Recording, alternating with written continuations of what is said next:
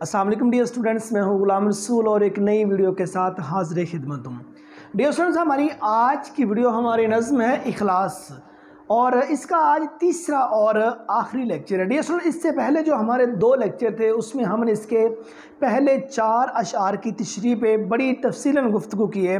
आज इसका तीसरा और आखिरी लेक्चर है। आज के लेक्चर में इसके जो आखिरी 2 अशार इस पर बात करेंगे और उसके बाद ये मैंने चंद हवालाजात लिखे हैं जो पूरी की पूरी नज़्म के लिए हैं, इस पर हम गुफ्तगू करेंगे। देखें डियर स्टूडेंट, इसी सिलसिले का शेर नंबर 5 है नज़्म इखलास का कि सयाद को मुमकिन है हुमा हाथ लगे, फिलाए मोहब्बत से जो दामे इखलास। सयाद कहते हैं शिकारी, कहते हैं मुमकिन है शिकारी के हाथ में हुमा लगे। हुमा से मुराद होता है परिंदा, लेकिन यहाँ हुमा से मुराद कौन सा परिंदा है? हुमा से मुराद वो खुशनसीब परिंदा है जिसके सर पर बैठने से बादशाहत नसीब होती है। कहते हैं कि आइन मुमकिन है कि शिकारी के हाथ में वो परिंदा आ जाए जिसके सर पर बैठने से बादशाहत नसीब होती है। और वो कैसे हाथ में आएगा? वो जनाब अगर फिलाए मोहब्बत से जो दाम इखलास, जो सच्चे जज्बे से जो मोहब्बत का दाम है वो अगर फिलाता है तो फिर हुमा जैसा जो परिंदा है वो भी हाथ में आ सकता है। मीन्स कल को शिकारी को फिर बादशाहत मिल सकती है। अब देखिए इसका मफहूम, बड़ी से बड़ी कामयाबी हासिल करना मुमकिन है, ठीक है, लेकिन सिर्फ एक शर्त है कि इंसान इखलास को अपनाए रखे। यहाँ से मुराद, अब देखो ना, सयाद से मुराद शिकारी, शिकारी से मुराद क्या लिया गया है? वो इंसान जो किसी मकसद के लिए कोशिश करता है, वो इंसान में सयाद को मुमकिन हुमा हाथ में लगे। अब इंसान के लिए मुमकिन है उसके हाथ में बादशाहत आ जाए, और वो कैसे आएगी? इंसान के लिए ज़रूरी है वो इखलास अपनी ज़िंदगी का हिस्सा बना ले। इसके अहम निकात देखिए डियर स्टूडेंट्स, अब इसमें सबसे पहले तो हुमा को डिस्कस किया गया है, सयाद को डिस्कस किया गया है। सयाद से मुराद शिकारी है। शिकारी कौन? मुराद वो इंसान है जो किसी भी मकसद के उसूल के लिए ढेर सारी जिदोजहद करता है। और उसके बाद इसके अंदर लफ्ज़ इस्तेमाल किया गया है हुमा। सयाद और हुमा ये दोनों जो उनसे वो इस्तिआरे हैं। अब हुमा से मुराद क्या चीज़ है? ये हुमा से मुराद खुशबख्ती है, हुमा से मुराद कामयाबी है, हुमा से मुराद नयाब नेमतें हैं, ठीक है। तो अगर इंसान ज़िंदगी में खुशबख्ती चाहता है तो उसको चाहिए इखलास को अपना शिवा बनाए, पाकीज़गी को अपना शिवा बनाए, नेक नीयती को अपना शिवा बनाए। अगर इंसान ज़िंदगी में कामयाब होना चाहता है, ज़िंदगी किसी भी शोबे में आगे निकलना चाहता है, तो उसके लिए ज़रूरी है वो इखलास को अपनी ज़िंदगी का अहम पहलू बनाए, इखलास को अपनी ज़िंदगी के अंदर अंडेल ले। अगर इंसान ज़िंदगी में नयाब नेमतों से मुस्तविस होना चाहता है, नयाब नेमतें हासिल करना चाहता है, तो उसके लिए ज़रूरी है कि वो इखलास को अपनी ज़िंदगी का हिस्सा बनाए, सच्चे जज्बों को ज़िंदगी का हिस्सा बनाए। और उसके बाद इसके ये मौज़ूआत देखिए, ज़ाहिरी और बातनी कोशिश। इंसान को ना सिर्फ ज़ाहिरी कोशिश करनी है, मीन्स ना सिर्फ दिखावे के लिए कुछ काम करना है, लेकिन बातन पे भी काम करना है, इंटरनल नेक नीयती के साथ काम करना है। उसका किसी भी शोबे से ताल्लुक़ है, वो एक उस्ताद है, वो शागिर्द है, वो डॉक्टर है, वो इंजीनियर है, वो चार्टर्ड अकाउंटेंट है, वो किसी पुलिस के डिपार्टमेंट में है, उसका किसी भी शोबे से ताल्लुक़ है, वो ताजर है, वो नेक नीयती से काम करे, ना सिर्फ दिखावे के लिए, तो तरक्की जौन सी है वो मुमकिन है। इखलास बतौर इतिहार किसी भी चीज़, इंसानों ने आजकल अपने आप को डिफेंड करने के लिए, अपने आप को सेफ्टी जोन में रखने के लिए हथियारों का इस्तेमाल किया है। आज की जो जंग है वो हथियारों की जंग है, वो टेक्नोलॉजी की जंग है, वो मतलब कि वो माजी की जंग नहीं थी। तो इंसान ने जिस तरह मतलब कि अपनी सेफ्टी के लिए हथियार रखा हुआ है, तो इसी तरह इखलास बतौर हथियार इस्तेमाल किया जा सकता है। अगर नेक नीयती से आप ज़माने के साथ चलते हैं, नेक नीयती के साथ आप सोसाइटी से चलते हैं, नेक नीयती के साथ लोगों के साथ आपका जो अमल है, लोगों के साथ आपका रवैया है, लोगों के साथ आपका लेन देन है, तो डियर इखलास बड़ी चीज़ है। तो आप मतलब कि पूरी की पूरी दुनिया को अपने इखलास के बलबूते जो उनसे है वो फ़तह कर सकते हैं। कुदरती असूलों की नुमाइंदगी, जो इखलास है वो कुदरती असूलों की नुमाइंदगी करता है। आप जितने भी आप ज़िंदगी में असूल बना लें, ठीक है ना, लेकिन उसमें इखलास शामिल ना किया जाए तो आपके असूल किसी काम के नहीं है। हुस्न नीयत की बरकत, किसी भी काम को पाया तकमील तक पहुंचाने के लिए अगर उसमें इखलास शामिल नहीं है, उसमें हुस्न नीयत शामिल नहीं है, तो वो किसी काम का नहीं है, उसमें कोई बरकत नहीं है। इन्नमल अमाल बिन्नियात, इमाल का दारो मदार नीयतों पर है। वो कहते हैं नीयत असाफ मंजिल आसान। अगर नीयत साफ़ है, उसमें इखलास है, तो मंजिल आसान हो जाएगी इंसान के लिए। इसी सिलसिले का आखिरी शेर डियर स्टूडेंट्स कि शरीनी गुफ्तार पे हैरत कैसी है गुफ्ता रहमान कलाम इखलास। शरीनी गुफ्तार, गुफ्तार बात करने को कहते हैं, शरीनी मिठास मतलब कि मीठी बात करना, मीठी गुफ्तगू करना, अच्छे अखलास से गुफ्तगू करने पे हैरत कैसी है। कहते हैं गुफ्ता रहमान कलाम इखलास, जो रहमान का कलाम है वो पूरा का पूरा जौन सा है वो अखलास से भरपूर है।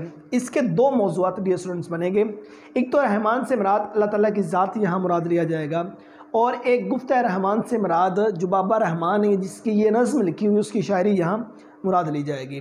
अब इसका मफ़हूम देखिए, एक जो हकीकी तर्ज पे हम जो इसकी तशरीह कर रहे हैं, अल्लाह का कलाम फ़ितरी तौर पर मीठा, दिलनशीं और इखलास से भरपूर होता है। जो अल्लाह का कलाम है वो फ़ितरी तौर पर मीठा होता है, दिलनशीं होता है और इखलास से भरपूर होता है।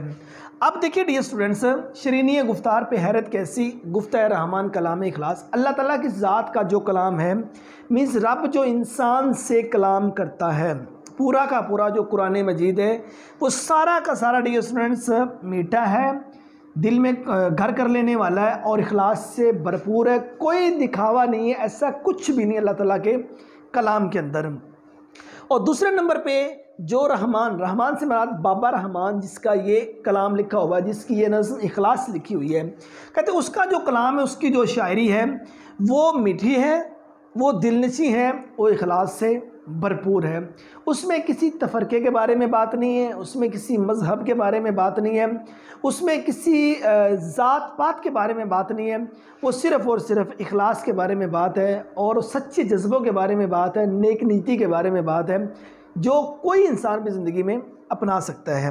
अब इसके तशरीह नकात देखिए, मीन्स इसके मौज़ूआत देखिए। सबसे पहले कलाम इलाही में फ़ितरी मिठास, और ये फितरत की तरफ से कलाम इलाही में मिठास। अल्लाह का कलाम जहाँ भी पढ़ा जाता है, जहाँ भी सुना जाता है, वो कानों के अंदर मोहब्बत भरे जो रस है वो घोलता है। रहमान के कलाम, रहमान का कलाम ताज्जुब नहीं, अकीदत का मकाम है। अब इसमें हैरत वाली बात नहीं है, जो रहमान का कलाम है उसमें ताज्जुब नहीं है, हैरत नहीं है, बल्कि वो अकीदत का मकाम होता है। अब मतलब रहमान के कलाम से मुराद अल्लाह ताला की ज़ात का जो कलाम है, कुरान मजीद ले लीजिए। रहमान के कलाम से मुराद जो बाबा रहमान है जिसकी ये शायरी है, यहाँ से इसकी शायरी भी मुराद ली जा सकती है।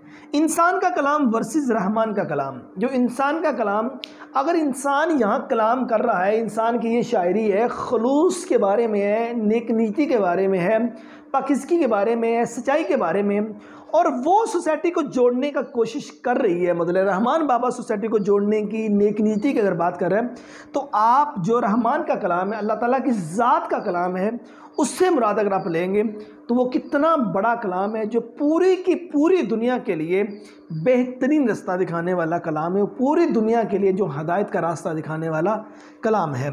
और उसके बाद मिठास और इखलास लाज़िम व मलज़ूम।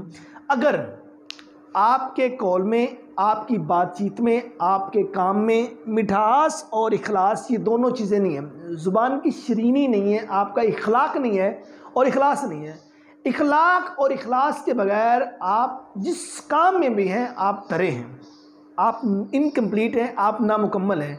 अगर आपका इखलाक अच्छा है और नेक नीति से आप काम कर रहे हैं, सोने पे सुहागा है, यक न शुद्ध दो शुद्ध।